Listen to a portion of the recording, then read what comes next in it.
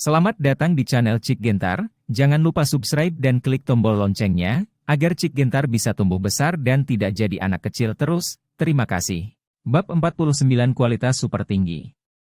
Wajah Cornelia Deng juga tidak enak dilihat, ingin meminta orang dari Howard S. Fruit memindahkan kembali barang-barang tersebut. Mereka kehilangan 20.000 RMB sekaligus, dan keluarga mereka bukan pabrik pencetak uang juga. Dari mana memiliki uang cadangan sebanyak itu? Kamu ini benar-benar bodoh. Kesal sekali aku. Kesal sekali aku. Ardi Ning sambil menunjuk Robert Huo, seluruh badannya gemetar, hendak ingin langsung menendangnya sampai mati. Ocean Gu sambil melihat di samping sambil merasa senang dengan diam-diam, ternyata ini perbuatan dari menantu tidak bergunanya keluarga Keaning. Sudah terduga, bagaimana mungkin Ardi Ning akan rela kehilangan uang seperti ini. Natalie Ning tidak begitu paham dengan hal-hal ini, melihat wajah ayah dan ibunya begitu tidak enak dilihat, dia buru-buru bertanya, "Ibu, kenapa? Buahnya terlalu banyak." Sejujurnya, dia juga merasa buah sebanyak 3.000 kilogram ini terlalu banyak, toko yang tidak begitu besar, buat apa memasukkan begitu banyak buah. Cornelia Deng tahu anak perempuannya tidak terlalu paham dengan ini, lalu ia menghelakan nafas dan berkata, "Tidak menyalahkan ayahmu juga, harga buah dari Howard S. Fruit jauh lebih tinggi sebesar 20% daripada harga kita. Kalau 3.000 kilogram buah ini benar-benar masuk ke toko, setidaknya kita juga harus mengalami kerugian sebesar 10.000 atau 20.000 RMB, jangan katakan ayahmu marah, aku pun hampir tidak bisa menahan diri untuk marah."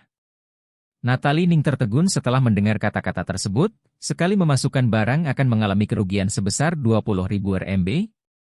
Dia langsung melihat ke Robert Huo, saat ia hendak ingin bertanya, Robert Huo malah berkata dengan hendak ingin menangis dan tertawa, "Ibu, sejak kapan aku berkata kalau buah-buah ini dimasukkan dengan harga eceran?" Sambil ngomong, Robert Huo memberikan daftar harga yang ada di tangan kepada Cornelia Deng, berkata, "Walaupun aku tidak terlalu mengetahui kondisi harga buah, tapi menurut harga beli biasanya, harga ini masih termasuk sangat adil." Cornelia Deng mengambil daftar harga tersebut, lalu tidak menahan diri ia berteriak, "Murah sekali." Keterkejutan dari istrinya, membuat Ardi Ning juga tidak menahan diri berjalan kemari dan melihat, saat ia melihat harga yang ada di dalam daftar harga tersebut, ia langsung tertegun. Robert Huo sambil tersenyum di samping dan berkata, "Bagaimana, harganya tidak termasuk mahal bukan? Kalau tidak ada masalah, membiarkan mereka memindahkan barang terlebih dahulu." Suara Cornelia Deng pun sedikit gemetar, dengan tidak sadar sambil menganggukkan kepala, pindah saja." Ardi Ning juga tidak membantah, harga dari pesanan pembelian tersebut, sudah menahan semua kata-kata penolakan dari dia.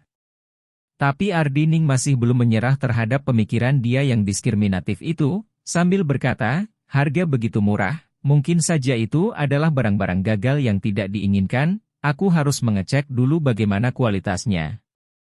Menir toko Maiki walaupun tidak paham hubungan orang-orang ini, tapi melihatnya saja ia langsung tahu bahwa Ardi Ning merupakan orang tua dari Robert Huo.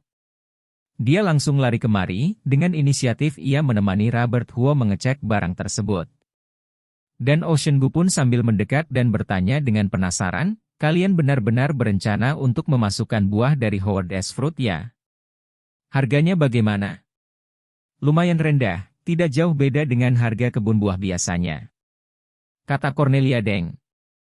Bagaimana mungkin Ocean Gu akan percaya, barang di Howard S. Fruit itu sudah terkenal mahalnya, bagaimana mungkin harganya akan sama dengan barang yang dimasukkan dari kebun biasa? Kamu mengira mereka ini sedang beramal? Jadi hanya ada kemungkinan harga itu palsu, kalau tidak kualitas buahnya tidak bagus. Ocean Gu merasa Cornelia Deng seharusnya tidak akan berbohong tentang masalah harga, dengan begitu maka hanya ada satu kemungkinan. Akhirnya belum 2 menit, Ardi Ning langsung berlari kemari dengan wajah semangat, dan berkata kepada para anak muda tersebut, Ayo, silahkan memindahkannya ke dalam. Eugene, segera mengosongkan gudang." "Tidak. Semua barang yang ada di rak dibuang ke dalam gudang, semua buah langsung pajang di atas rak saja."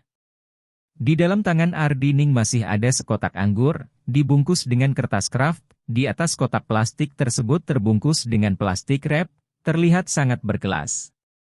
Kegembiraannya membuat Ocean Goo semakin bingung, tidak bisa menahan diri untuk berkata, "Kak Ning, apakah buah ini sangat bagus?" "Tentu saja bagus, sangat-sangat bagus." Ardi Ning melirik sekilas ke dia, dengan wajah yang bangga berkata, "Hanya barang-barang di tokomu saja, dengan kuda pun kamu tidak sanggup mengejar?" Dia berkata demikian, Ocean Goo pun menjadi sedikit tidak puas.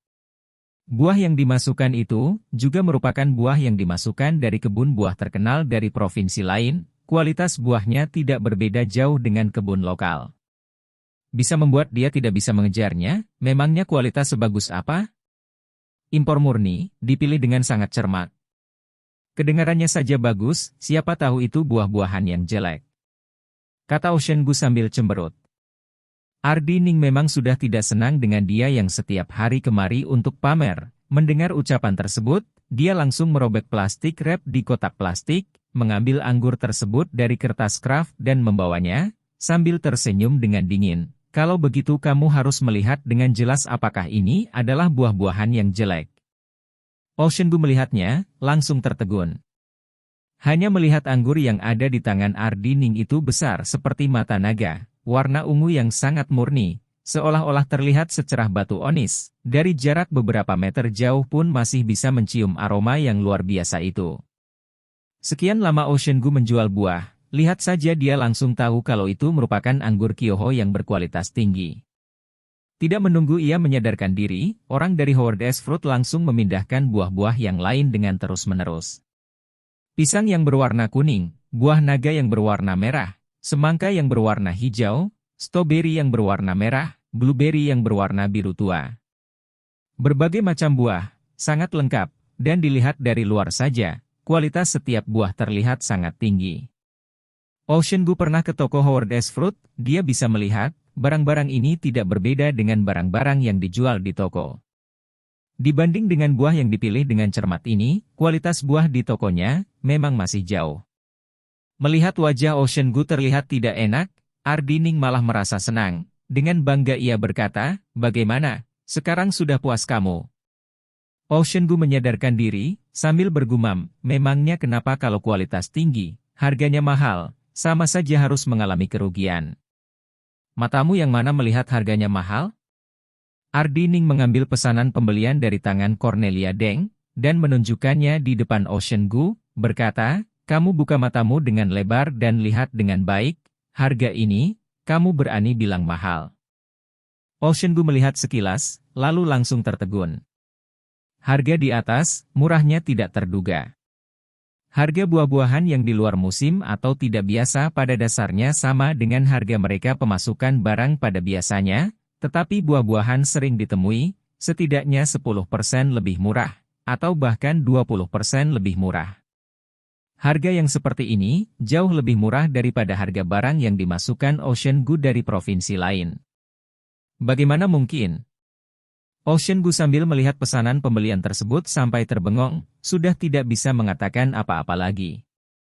Dia benar-benar tidak bisa paham, buah yang dimasukkan dari Howard S. Fruit, bagaimana bisa mendapatkan harga yang begitu murah.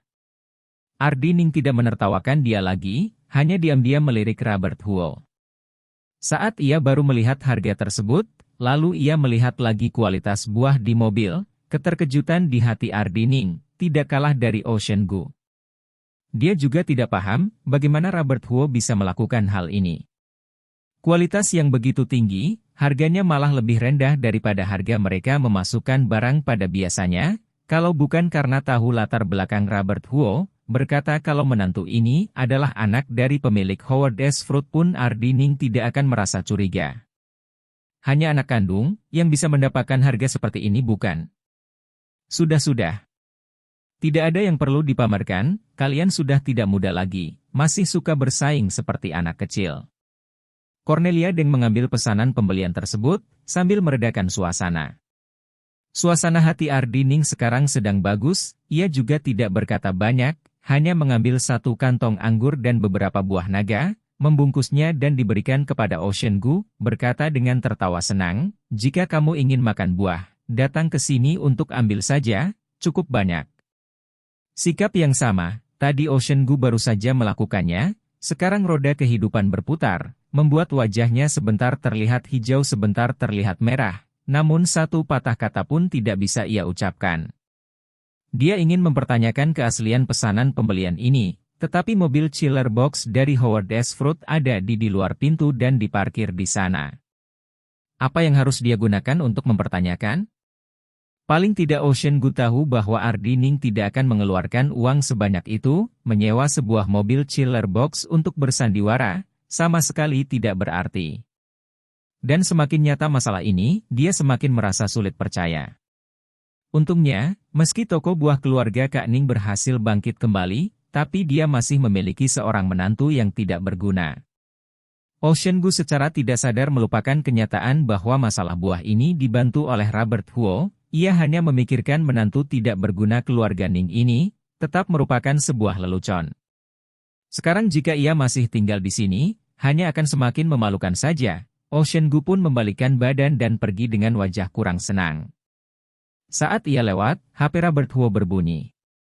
Setelah ia mengangkat telepon tersebut, terdengar suara Howard Xia di dalam telepon tersebut. Suasana hati Raja Buah ini sepertinya juga sangat bagus. Sambil bertanya dengan tertawa senang, "Adik Li, buah-buahan sudah sampai belum?" "Sudah sampai, sedang memindahkannya." Jawab Robert Huo, "Kualitasnya sangat bagus, terima kasih Wakil Ketua Xia. Jangan segan-segan dengan aku, hanya hal kecil saja, tidak perlu diingat terus, tapi persahabatan adalah persahabatan, bisnis adalah bisnis, buah-buah ini aku bisa memberikan kepadamu dengan harga pemasukan barang, tidak minta lebih dengan kamu, juga tidak kurang. Tidak bermasalahkah?" Tanya Howard Xia.